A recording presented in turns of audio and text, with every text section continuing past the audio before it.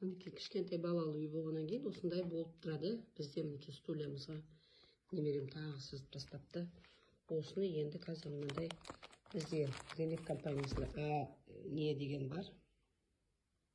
Азилик деген, біздің осы Зенит компаниясында. Осымен қазір сүртіп көреміз, қандай болады екен.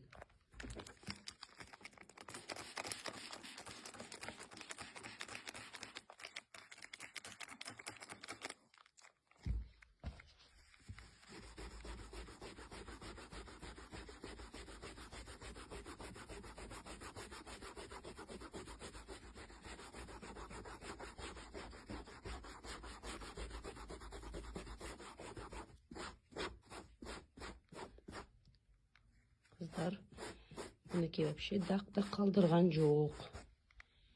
Өстіп сүртіп тастауға болады екен. Негізі мен электролизная вода сондай мен сүртіп көргенмін, ол да күшті сүртеді. Қазір соны алып келіп көрейін.